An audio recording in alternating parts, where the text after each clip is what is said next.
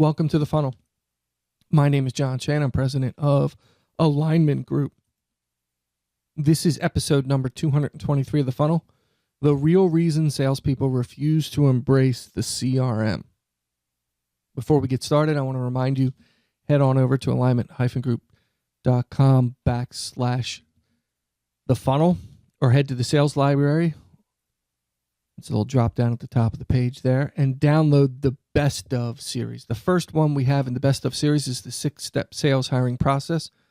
So this ebook is a combination of blog posts and podcasts all wrapped up in one nice document so you can access all of the content related to the 6-step sales hiring process. For the podcast, there's a little bit of a blurb, and then you can click on it and listen to it or watch the video. Same with the blogs. I think there's 6 or 7 podcasts and another 5 blogs for you to review. Makes it easier. So you don't have to search when I mention it in podcasts. You don't have to search for the content. Today's agenda: trust, fear, paranoia, and the fix. We'll begin with trust.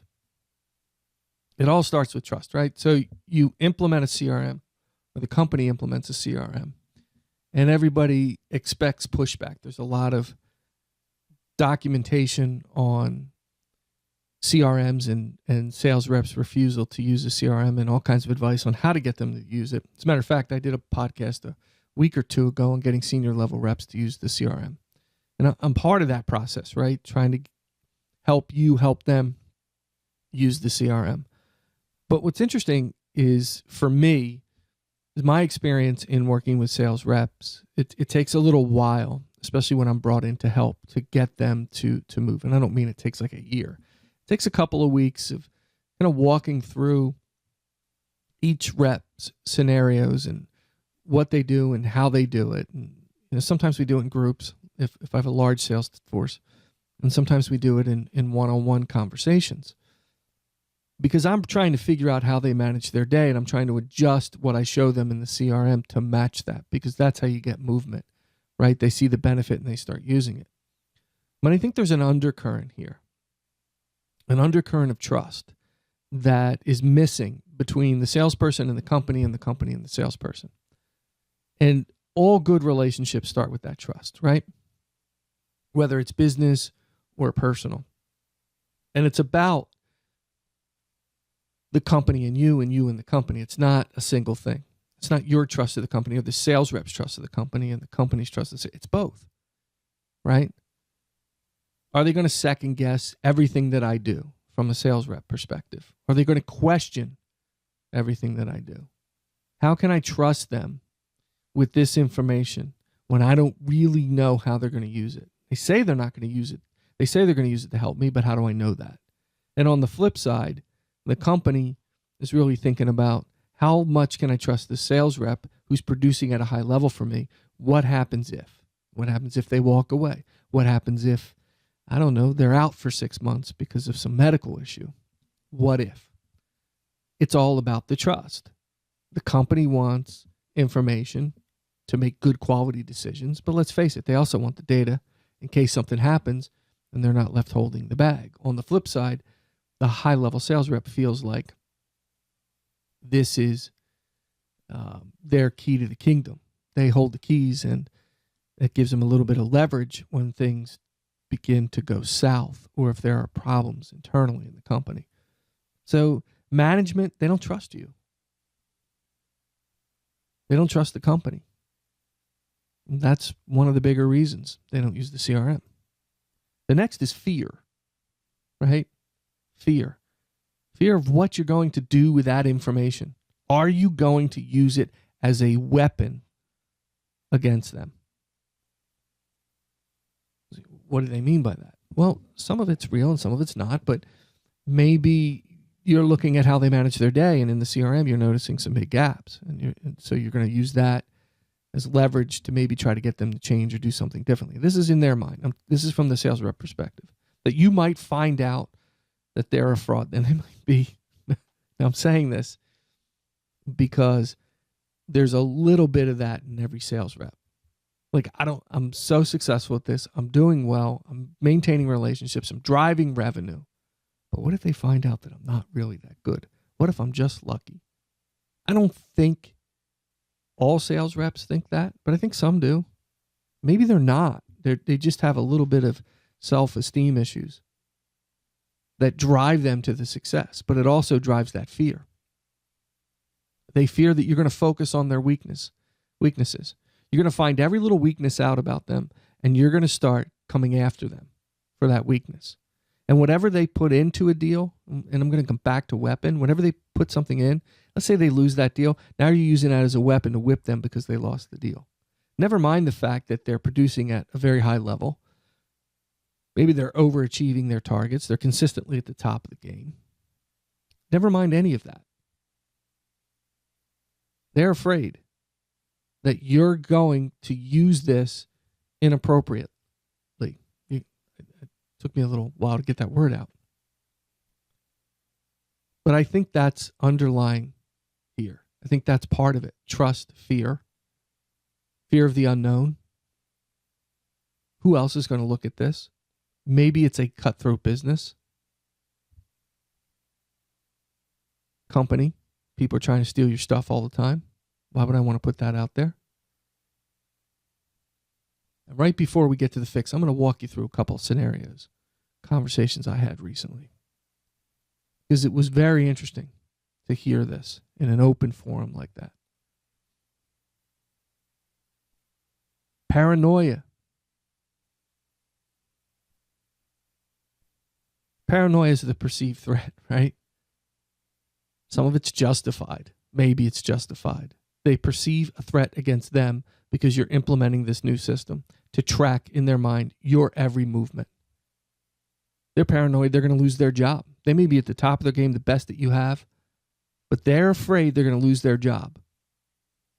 Let's say I put all this stuff in the CRM. What do they need me for? Just replace me for somebody cheaper. And once they have this, and they have all the data, they don't need me to provide that. They can just drop somebody else in and boom, I'm there. I am easily replaced. Maybe they're going to downsize my territory or change my territory. Maybe something bad's going to happen to me. That's the paranoia. So it's trust and fear and paranoia. Those are real things. They're not, I don't think you're going to sit in a one-on-one and they're going to share this with you. But this is what they're talking about when they're amongst themselves. So how do I know that? Well, people do share with me things they don't share with their managers. For some reason in the consulting role, they are very comfortable in sharing things. Now, I always tell them there's a certain line that can't be crossed here. That if you're doing something like, say, hey, I'm looking for a job, I'm going to tell your boss because they're paying me. But if you want to talk to me about, some of your frustrations and you want some help on how to deal with that, generally what I'm giving them is good, solid, professional advice. Not how to undermine their boss, not how to go against their boss, but I'm telling them to go talk to their boss. And this is how the conversation should go. Don't take it personally. Stick with the facts. Don't say this always happens to me. Be very specific in what you talk about. So my advice to them is usually pushing them back towards their higher ups to resolve those issues because I'm not in a position to do that.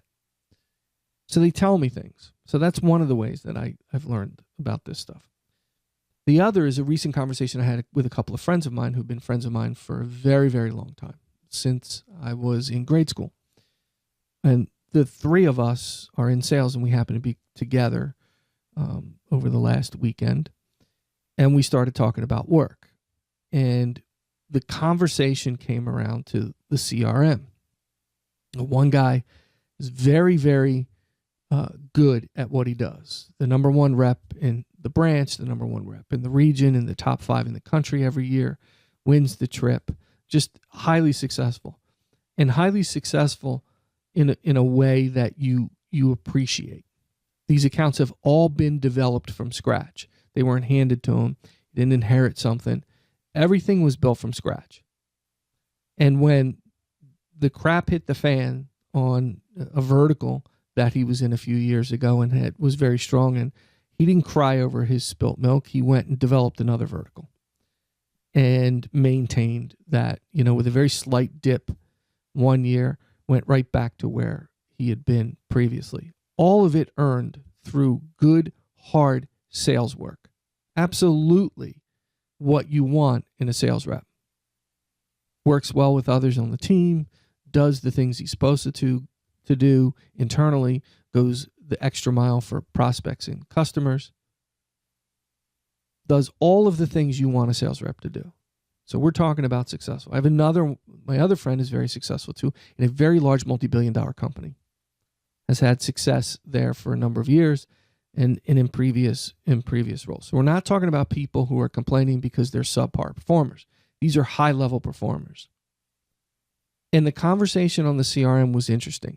The one that had been around for a while and developed all of this business from scratch, even changed verticals at one point, they was saying that they're implementing this new CRM. And he wasn't complaining about the time and the effort, the extra work. He was really fixed on and focused on what was going to happen to him. If they get all this information, they don't need me. They can just replace me with somebody else. They want all this data, and what are they going to do with it? How are they going to use it? I don't trust the fact that they're going to use it for my benefit. I'm a little bit older. I make a lot of money. I could potentially lose my job, right? Now, my other friend who works for the multi-billion-dollar company, his conversation was slightly different. I work in a cutthroat environment. People steal your accounts. They screw you over at every step. I do not want to put my information in a system to allow other people to see it because I don't trust them. Even between divisions when we have to work together, I'm very careful about what I say and who I say it to. And I never know what my boss is going to do with that information or how he's going to come after me over the silliest things. I'm hitting my numbers. I'm exceeding my numbers. Do you hear? I hope you're listening to this and you hear the conversation and you see the conversation. Maybe you've had that conversation when you were a rep. But it's legitimate because they've been told from day one that performance is key. And performance is the number. No more, no less. That's it. It's all about performance. Is that true? Well, it should be a major part of the equation. But performance should include what you do internally, how you develop your relationships internally with the people that you work with, how well you process your paperwork and your administrative tasks, because we all have them. Do you attend meetings on time? Do you show up when you're supposed to? Do you do the things you're committed to doing? That's success. But oftentimes sales reps have been told the number is success and that's it. So you can do whatever you want as long as you get to the number. Now you're telling me I can't do what I want. So whose responsibility is that? The cutthroat environment, well, that's a crappy culture. And I'd say move on if that's the kind of culture you're in. If that's the kind of culture you're developing in your company, you may want to rethink that.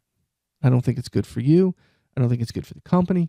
I don't think it's good for the customers because I can guarantee you customers not getting the best that company has to offer. They might think they are, but they're not.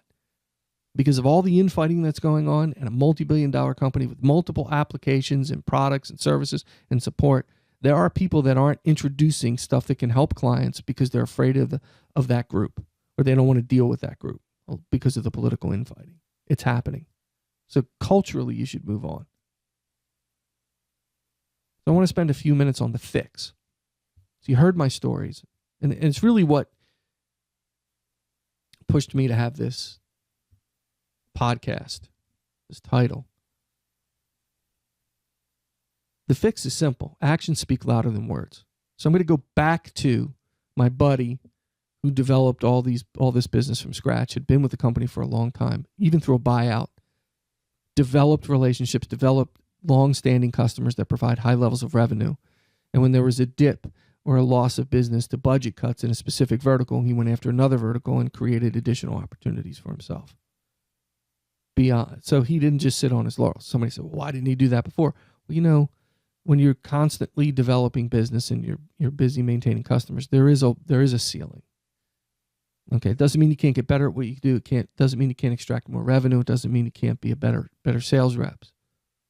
But he had a great amount of success in a specific vertical. But here's what happened to him. A senior level person who was performing just under him, maybe 10 or 15 years older, retired. And there was all these accounts sitting out there. So what did the company do? The company divided up the accounts. And he got one very small account. So put yourself in the manager's seat. Yeah, he's already performing at a high level.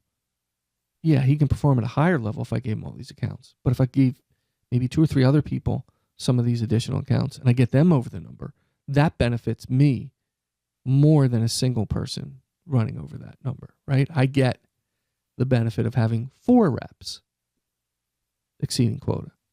I'd say you have a relationship and a trust problem from management. So you wonder why he doesn't want to use the CRM?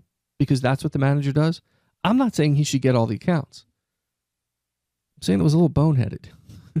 I might have, just me, I might have looked at that and said, hey, I need to find a replacement for this guy.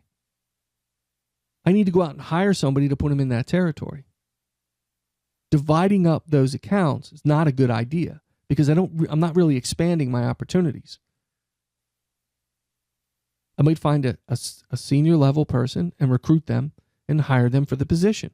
And it comes with these accounts.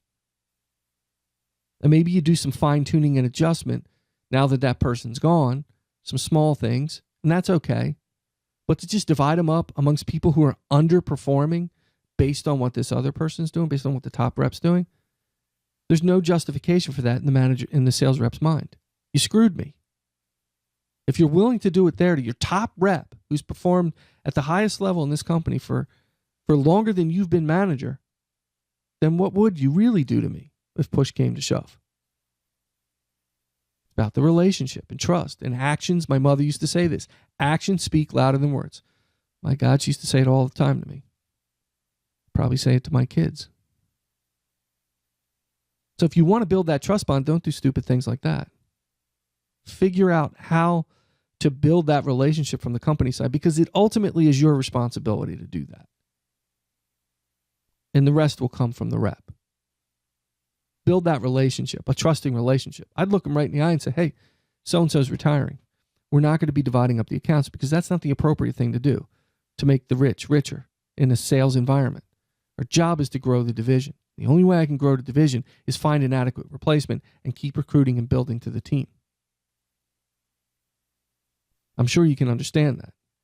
Man of your word, woman of your word. Here it is. This is what I'm doing. If you want to argue with that, go ahead and argue it. It doesn't make business sense. I'm not here to hand you stuff and you never benefited from that before. You built your own territory. So why do you need to benefit from that now? I could stand there as a manager and have that argument. I don't know that I could have the argument about handing stuff away. So actions speak louder than words. Those actions that you perform, they may not even come to you and say, well, that makes sense. I don't need to worry about that. You've strengthened your relationship through doing the right thing and being a good manager. Now, the company culture may be the cutthroat type. So you have to ask yourself as a manager, is this the environment I want to be in? Yeah, I get paid good money, but there are other places to go and life's too short. You're going to have a hard time getting sales reps to buy in when your company's like that. So you have to ask yourself, do I really want to be like this? So the company culture needs to be one of trust and one of relationship, and same with management. Now, cards are off the table. If you're underperforming as a sales rep, whether you're using a CRM or not, you're going to get fired if it continues for an extended period of time. So it's not as if there aren't these criteria out there, this criteria that says, hey, if you don't meet these objectives, we're going to have a problem. See, everybody comes at it from an angle of, we got to show them the benefit. I do this. There are requirements from a company and from a management standpoint that you have to meet regardless of performance, and we expect you to do that. I get all that. But if you're not building a level of trust and you're not managing them properly and you're not building a team that can rely on one another that's real, where your actions speak louder than your words and you're doing the right thing, all that rhetoric is just that. It's rhetoric. They don't believe a damn thing you're saying. And that's the vibe I got from both of these guys. Good people with good hearts would never screw a customer over. They go the extra mile. When I hear the stories and I see the work, I'm with them. I'm hanging out with them. We took 4 or 5 days off and we did some fishing together. And even on the off days, they're on the phone. I can hear them. I can hear it in their voice. I can hear them taking the time out of the day to talk to a customer. It's on you as the company to fix this. You want to get buy-in on that? Address the fear, the trust, and the paranoia. Address it. Address it through building a proper relationship with proper support. Thank you for subscribing to The Funnel. Alignment-group.com/The Funnel. You can find us on Facebook. I'm on Twitter @ShayJohnR and LinkedIn. You can email me, jshay@alignment-group.com. This is not a separate email address that I just take. I get a lot of them, but I try to respond as quickly as possible. I want to hear directly from you. I don't want some robot responding to you. You can find us at alignment-group.com. Thank you for subscribing, and as always, keep killing it.